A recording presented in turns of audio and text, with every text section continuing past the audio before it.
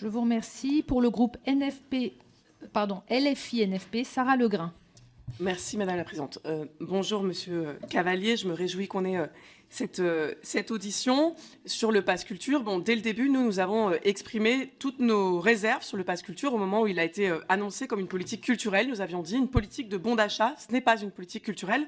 D'ailleurs, des bons d'achat, en général, c'est aux entreprises qu'on les laisse et au départ, c'était censé être financé par les industries culturelles. Et maintenant, ce sont 282 millions d'euros de subventions touchées l'an dernier.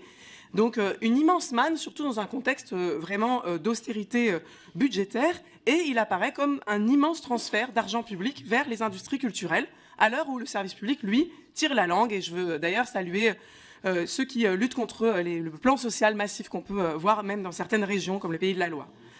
Alors, les rapports montrent qu'il y a une surconsommation de livres au détriment du musée, du spectacle vivant. Ils montrent aussi que ce sont les jeunes les plus favorisés qui bénéficient du pass culture. En réalité, c'est tous les objectifs qui étaient annoncés qui ne sont pas atteints. Alors vous êtes contraints là de nous annoncer des dispositifs pour atténuer ces déséquilibres.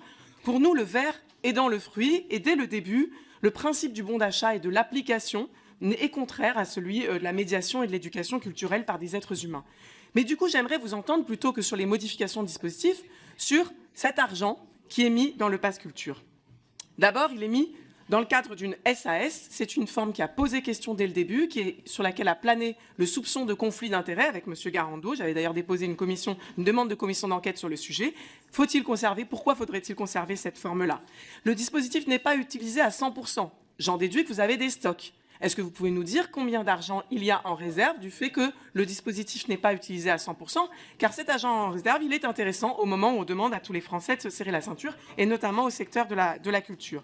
Et puis, on aimerait aussi vous entendre sur la question de la masse salariale, car oui, les rapports ont montré des choses questionnantes sur la façon dont l'argent avait été fléché, sur les salaires. On aimerait savoir quel est votre salaire, qui en décide, et combien d'équivalents temps plein vous payez exactement, et surtout, comment vous justifiez le transfert d'un certain nombre de frais vers les frais de communication, vers les frais de sièges sociaux, etc.